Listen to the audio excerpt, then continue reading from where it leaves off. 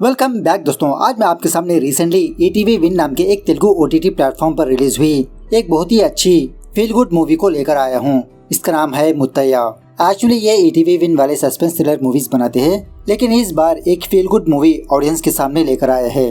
आप मूवी के बारे में बात करें तो नाइस, बहुत ही अच्छी लगी मूवी मुझे। सब कुछ नेचुरल लगता है और इसी तरह ये मूवी एक बहुत ही बेहतरीन सा मैसेज भी देती है। तो अब चलिए फटाफट से वीडियो को स्टार्ट कर लेते हैं। उससे पहले लुटा दो प्यार, फॉलो ऑन इंस्टाग्राम। कहानी की शुरुआत में ही एक छोटे से बहुत ही खूबसूरत गांव को दिखाया जाता है। इसी गांव में दो बेस्ट फ्रेंड्स होते हैं, मुत्तैया और मल्ली। मुत्तैया एज्ड पर्सन होता है और मल्ली थोड़ा यंग बंदा। और इसी तरह मुत्तैया को मूवीज देखना बहुत पसंद होता है।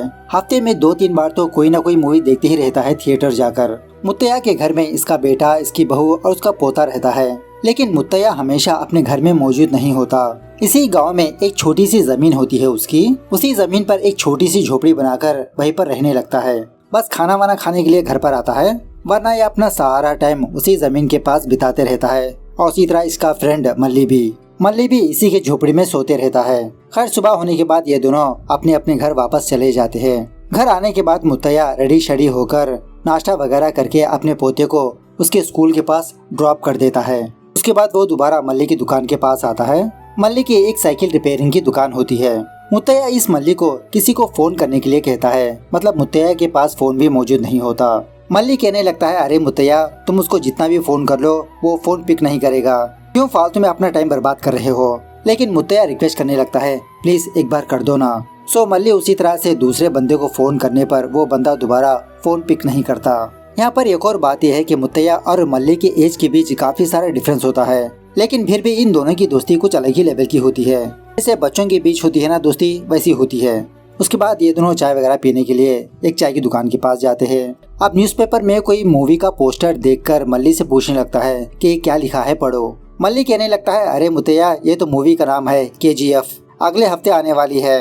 मुत्तैया कहने लगता है, अरे ये कैसा नाम है, पिक्चर तो हमारे जमाने में होते थे, क्या गाने, क्या डायलॉग, क्या कहानी। आजकल के पिक्चरों में ऐसी बात ही नहीं, न ढंग का डायलॉग, न ढंग का गाना, कुछ भी समझ में नहीं आता, और ऊपर से लोगों की एक्टिंग। मल्ली पूछने लगता है, तो फिर तुम आजकल की मूवीज क्यों देखते हो। मुत्तैया कहने लगता है, अरे मल्ली, टाइम के साथ मुझे भी बदलना पड़ेगा ना। कल को मुझे भी किसी मूवी में चांस आ गया तो ऐसे हिसाब से अपने आप को बदलना पड़ेगा। जब मैं नाटक किया करता था, वाह क्या तालियां बजती थी, तुम क्या जानो नाटकों के बारे में। तभी मुत्तैया के एज वाले दो बंदे मुत्तैया से रिक्वेस्ट करने लगते हैं कि अरे मुत्तैया, एक गाना गा दो, मैं तुम्हारा गाना सुनकर अपने काम पर चला जाऊंगा।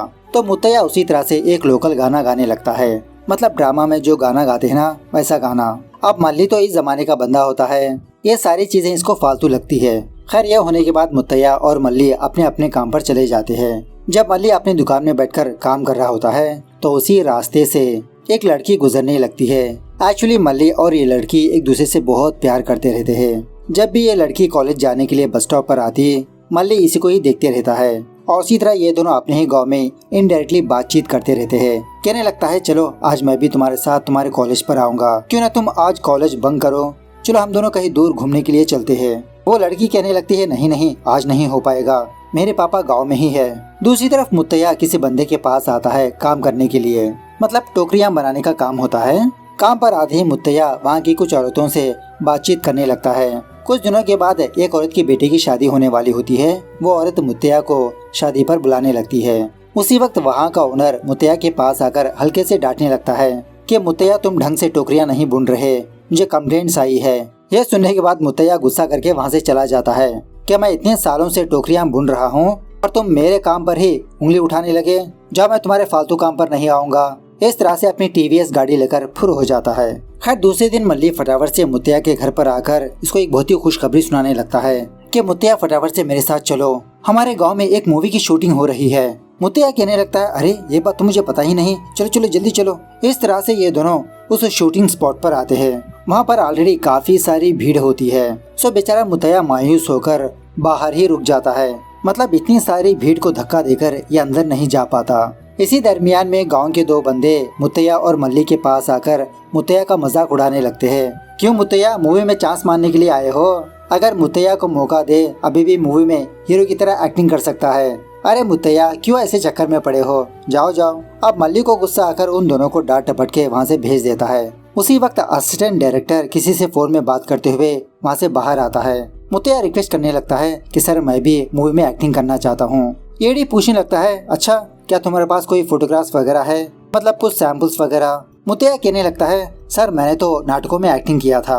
एडी कहने लगता है नहीं तुम फोटोज लेकर आ जाओ, 3 दिन यहीं पर शूटिंग चलेगी। तो मुत्तैया बहुत खुश होता है। उसके बाद जब ये दोनों वहाँ से जा रहे होते हैं तो मुत्तैया को थोड़ा चक्कर आने लगती है।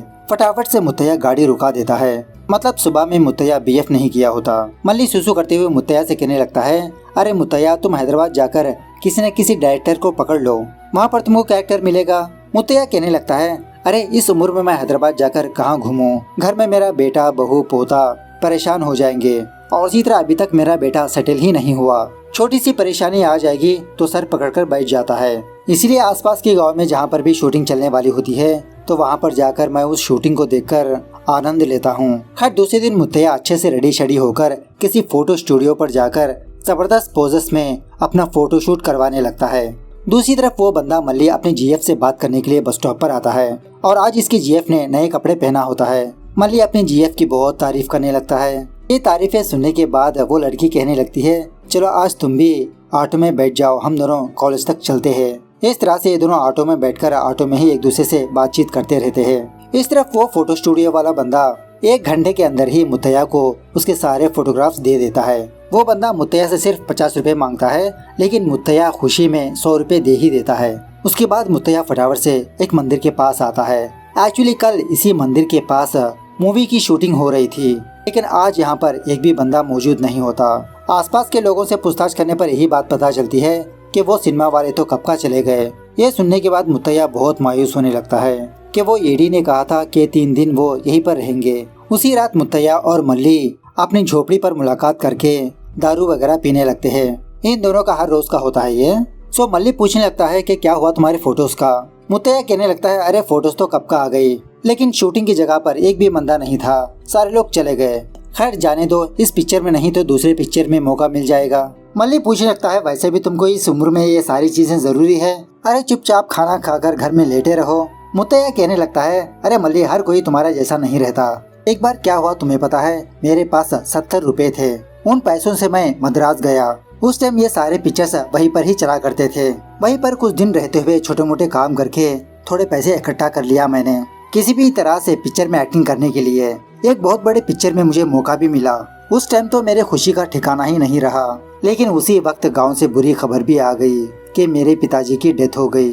तो मैं फटाफट से वापस अपने गांव आ गया। मेरे पिताजी गुजरने के बाद घर की सारी जिम्मेदारी मेरे ऊपर ही आ गई। कुछ दिनों के बाद मेरी शादी करवा दी। मैं और मेरी बीवी बहुत मेहनत करके इस जमीन को खरीदा जहाँ पर हम दोनों फिलहाल बैठे हैं। कुछ सालों के बाद मेरी बीवी भी इस दुनिया से चल बसी, इसलिए मैं अपनी बीवी की याद में हमेशा यहीं पर रहता हूँ। उसकी एक आखिरी निशानी है मेरे पास। उसके बाद मैं दोबारा मूवीज में जाने की कोशिश की, लेकिन नहीं हो पाया। सच बता रहा हूँ मल्ली, अगर इंसान के अंदर कोई ख्वाहिश हो तो फटाफट से पूरी कर लेनी चाहिए, वरना उस ख्वाहिश को दफना ही देना बेहतर होगा। उस ख्वाहिश को हमेशा अपने साथ नहीं रखना चाहिए, वरना देखो मेरी जैसी हालत होगी। इस तरह से मुत्तैया अपने नाटकों का गाना गाने लगता है। मल्ली फुल दारू पीकर टल्ली हो जाता है। हर सुबह होने के बाद मुत्तैया का बेटा मुत्तैया से पूछने लगता है कि मैंने सुना है कि तुम काम पर नहीं जा रहे।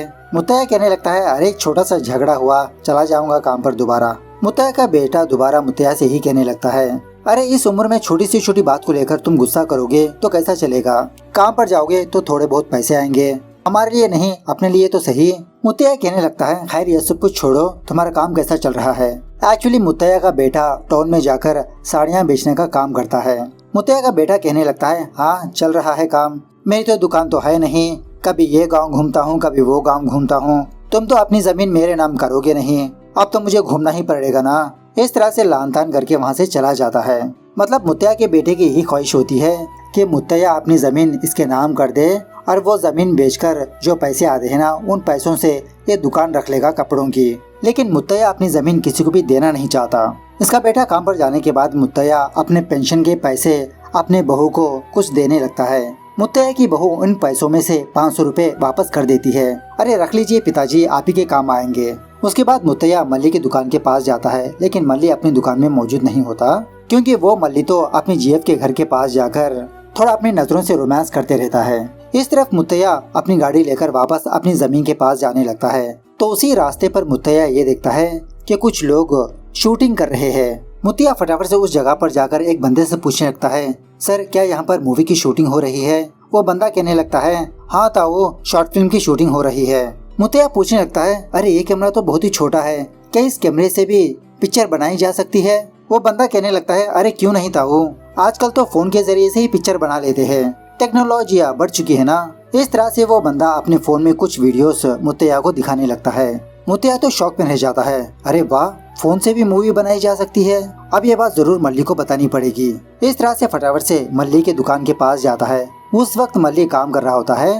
मुत्तैया कहने लगता है कि मल्ली फटाफट से मेरे साथ आओ। पहले तो मल्ली मना करने लगता है। मुत्तैया कहने लगता है, अरे मैं तुम्हें दारू पिलाऊंगा, छोटा सा काम है, आ जाओ। इस तरह से मुत्तैया मल्ली को किसी खेती के पास लाकर दारू पिलाने लगता है।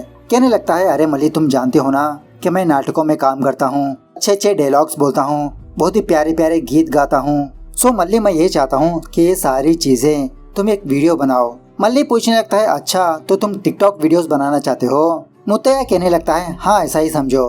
मल्ली कहने लगता है, लेकिन तुम्हारे पास तो स्मार्टफोन नहीं है। मुत्तैया कहने लगता है, अरे मेरे पास नहीं है लेकिन तुम्हारे पास तो है ना। मल्ली तुम तो मेरे बहुत ही अच्छे प्यारे दोस्त हो, प्लीज मेरे लिए काम कर दो ना। मल्ली कहने लगता है कि तुम्हारी एक्टिंग के चक्कर में मेरी दुकान नहीं चलेगी बुढ़ाऊ। मुत्तैया रिक्वेस्ट करने लगता है कि मल्ली 3 दिन में हम काफी सारे वीडियोस बना लेंगे और इस 3 दिन का खर्चा मैं तुम्हें दूंगा और ऊपर से दारू भी पिलाऊंगा, मेरे लिए कर दो ना प्लीज। मल्ली कहने लगता है, ठीक है बुढ़ाऊ, मरने से पहले अपनी ख्वाहिश पूरी कर लो, चलो कल से स्टार्ट करते हैं काम। सो दूसरे दिन से मुत्तैया और मल्ली वीडियोस बनाना स्टार्ट कर देते हैं। मुत्तैया को जो कुछ भी आता है वो करने लगता है, जैसे डायलॉग्स बोलना, गीत गाना, एक्टिंग करना, डांस करना। मल्ली मुत्तैया की बहुत ही अच्छी वीडियोस बनाने लगता है। सो ये सब कुछ होने के बाद रात के वक्त मुत्तैया और मल्ली दोबारा अपनी झोपड़ी के पास जाकर दारू पीने लगते हैं। मल्ली तो मुत्तैया की बहुत तारीफ करने लगता है और ये भी कहने लगता है कि मुत्तैया जल्द से जल्द एक यूट्यूब चैनल बनाकर ये सारी वीडियोस अपलोड कर दूंगा, उसके बाद तुम फेमस ही फेमस, कोई ना कोई डायरेक्टर तुम्हारी वीडियोस देखकर तुम्हें जरूर अपनी पिक्चर में चांस देगा। खैर सुबह होने के बाद मुत्तैया ये देखता है कि मल्ली इसके पास मौजूद नहीं, मतलब वो सुबह सवेरे ही उठकर चला गया। उसके दुकान के पास जाने पर दुकान भी बंद होती है, वहाँ पर भी वो मौजूद नहीं होता, ना चाय की दुकान के पास होता है ना उसके घर के पास, कहीं पर भी मल्ली इसको नजर ही नहीं आता। सो देखते ही देखते रात हो जाती है। मुत्तैया दोबारा अपनी झोपड़ी के पास आकर वही पुराने गाने गाते रहता है। तो उसी वक्त मल्ली मुत्तैया के पास आता है। मुत्तैया पूछने लगता है, अरे मल्ली तुम दिन भर कहाँ पर थे? मल्ली कहने लगता है, कुछ नहीं, सुबह सवेरे मेरे बाबू शोना ने मुझे फोन करके अपने घर के पास बुलाया था, तो हम दोनों थोड़ा घूमने के लिए गए थे। आज उसके घर में उसके पापा नहीं थे। मुत्तैया कहने लगता है, ठीक है, कल हमने जो वीडियोस बनाई थी एक बार वो सारी वीडियोस मुझे दिखाओ ना। मल्ली कैजुअल से कहने लगता है, अरे वो वीडियो तो सब कुछ डिलीट हो गए। सो इसी बात को लेकर इन दोनों के बीच झगड़ा होने लगता है, एक दूसरे को बहुत मारने पीटने लगते हैं। मुत्तैया यही कहने लगता है कि मैंने इतना मुश्किल से सारे डायलॉग्स याद करके तुम्हें वीडियो बनाने के लिए कहा और तुम वो सारे वीडियोस डिलीट कर दिया। मल्ली भी कहने लगता है, अरे बुढ़ाऊ, उन वीडियोस के लिए तुम मुझ पर हाथ उठाने लगे, आज तुम नहीं बचोगे मेरे हाथ से। इस तरह से जोरदार लड़ाई के बाद इन दोनों के बीच कट्टी हो जाती है। मल्ली वहाँ से जाने के बाद बेचारा मुत्तैया बहुत रोने लगता है कि इस मल्ली को मैंने अपना माना, लेकिन इसे तो मेरी ख्वाहिश की कोई फिक्र ही नहीं, भाड़ में जाए ऐसा दोस्त। खैर सुबह होने के बाद एक गाँव वाला बंदा मुत्तैया के घर के पास आकर उसके जमीन के बारे में पूछने लगता है कि मुत्तैया, क्या तुम अपनी जमीन बेचना चाहते हो? मेरा बेटा खरीदना चाहता है। मुत्तैया कहने लगता है, अरे यार तुमको पता है ना, वो जमीन मेरे लिए बहुत ही प्यारी है, मेरे बेटे को ही मैंने नहीं दी, और वैसे भी मेरे मरने के बाद वो जमीन मेरे बेटे के नाम हो जाएगी, अब उसकी मर्जी, वो रख ले या तो फिर बेच ले। ये होने के बाद मुत्तैया और मल्ली सेपरेटली चाय की दुकान के पास जाते हैं। अब कल रात को तो इन दोनों के बीच वर्ल्ड वॉर 3 चली थी ना, सो एक दूसरे की सूरत को भी देखना पसंद नहीं करते। मल्ली आते ही मुत्तैया फटाफट से अपनी गाड़ी लेकर वहाँ से चला जाता है। उसके बाद मल्ली और उसके जीएफ गांव के किसी खोपचे में मुलाकात करने लगते हैं और मल्ली अपनी जीएफ को बहुत डांटते रहता है।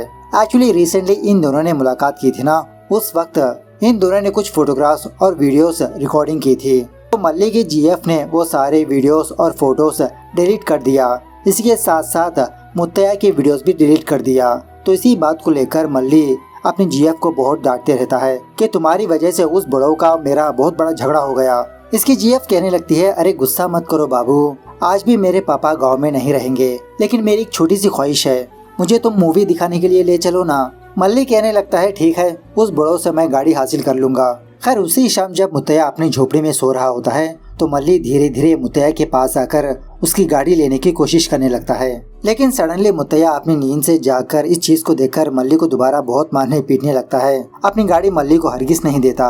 इसी बात को लेकर दोबारा इन दोनों के बीच जबरदस्त तरीके से झगड़ा होने लगता है। सो बाद में मल्ली दोबारा अपने जीएस से मुलाकात करके यही बात कहने लगता है कि मूवी कैंसिल, उस बुढ़ऊ ने मुझे गाड़ी नहीं दिया। इसकी जीएफ कहने लगती है चलो ठीक है, किसी और दिन चलते हैं, वैसे भी हमारे घर में कोई भी नहीं है, चलो हम दोनों हमारे घर पर जाकर वीडियोस बनाते हैं। इस तरह से मल्ली की जीएफ मल्ली को अपने घर पर ले जाने के बाद ये दोनों टिकटॉक के वीडियोस बनाने लगते हैं। उसी वक्त इसकी जीएफ का फादर वापस अपने घर पर आने के बाद इन दोनों के तो होश ही उड़ जाते हैं। उसके बाद क्या था, सुबह होने के बाद पंचायत बिठाई जाती है। अब यह पंचायत देखकर मुत्तैया मल्ली के पास आकर पूछने लगता है, रे मल्ली क्या हुआ, किसने मारा तुमको?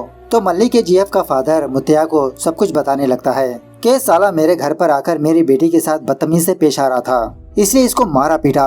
एक्चुअली इसको यहीं पर गाड़ देना चाहिए था। मुत्तैया इन सारे लोगों से पूछने लगता है कि क्यों मारा तुम लोगों ने मल्ली को? क्या इसमें सिर्फ मल्ली की गलती है? तुम्हारी बेटी भी मल्ली से प्यार करती है और ये बात मैं जानता हूँ, बुलाओ तुम्हारी बेटी को।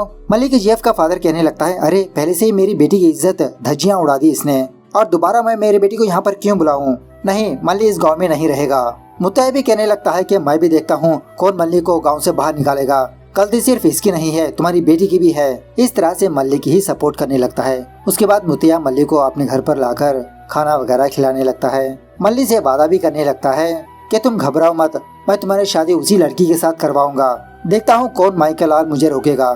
थोड़ी देर के बाद शंकर नाम का एक बंदा मुत्तैया के घर के पास आता है। एक्चुअली कल किसी जगह पर नाटक होने वाला होता है, उसी नाटक पर मुत्तैया को भी बुलाने लगता है। मतलब इनकी एक टीम होती है, जिस गांव में भी नाटक चलने वाला होता है ये लोग उस गांव पर जाकर अपना परफॉर्मेंस देते रहते हैं। सो दूसरे दिन उसी तरह से मुत्तैया बस स्टॉप के पास जाता है और मल्ली से भी कहने लगता है कि शाम में तुम भी आ जाना नाटक देखने के लिए, देखो हम लोग किस तरह से नाटक करते हैं। और हाँ मल्ली, पुराने वीडियोस तो चले गए, खैर जाने दो, मैं नाटक करके वापस आने के बाद दोबारा हम अच्छे से वीडियो बनाएंगे। मल्ली भी कहने लगता है ठीक है बुढ़ो, इस बार अच्छे से वीडियो निकालेंगे और मैं तुम्हारी नाटक वाली वीडियो भी बनाऊंगा। उसके बाद मुत्तैया उस गांव पर आ जाता है जहां पर नाटक होने वाला होता है। यहाँ पर इसके काफी सारे को-वर्कर्स होते हैं, अपने अपने बारे में डिस्कस करते रहते हैं और ये भी डिस्कस करने लगते हैं कि आजकल के लोग नाटक ही नहीं देखते, कुछ सालों के बाद ये नाटक पूरी तरह से मर जाएगा क्योंकि नया बंदा सीखने के लिए कोई आता ही नहीं। एक बंदा कहने लगता है अरे मुत्तैया, आजकल नाटक कहाँ पर चलते हैं, फोन का जमाना है, पिक्चर्स का जमाना है, शॉर्ट फिल्म का जमाना है। तभी वो बंदा शंकर भी कहने लगता है अरे मैंने भी एक शॉर्ट फिल्म में एक्टिंग किया। इस तरह से अपने को एक्टर्स को अपनी वो शॉर्ट फिल्म दिखाने लगता है। ये देखकर मुत्तैया बहुत अफसोस करने लगता है कि पता नहीं कब मैं ऐसी वीडियोस में आऊंगा। खैर शाम होने के बाद ये नाटक वाले अपना नाटक स्टार्ट कर देते हैं। अब इसी नाटक को देखने के लिए मल्ली भी आता है। जब मुत्तैया की बारी आती है तो मल्ली अपना फोन निकालकर इसका वीडियो बनाने लगता है। सो यहाँ पर मुत्तैया एक जबरदस्त बहुत ही लंबा डायलॉग बोलने लगता है। मुत्तैया की ये एक्टिंग देखकर वहाँ के सारे लोग बहुत तारीफ करने लगते हैं, स्पेशली मल्ली तो शॉक में रह जाता है। सो नाटक खत्म होने के बाद भी मल्ली मुत्तैया के पास आकर तारीफ करने लगता है, अरे बुढ़ो तुम तो एक बहुत बड़े एक्टर निकले यार। मुत्तैया भी कहने लगता है इसीलिए मैंने तुमसे कहा नाटक देखा करो। अब वहीं पर शंकर भी होने की वजह से शंकर से रिक्वेस्ट करने लगता है कि शंकर मुझे भी एक शॉर्ट फिल्म में रोल दिलवा दो ना। शंकर कहने लगता है हाँ मैं एक बंदे को जानता हूँ लेकिन खर्चा होगा।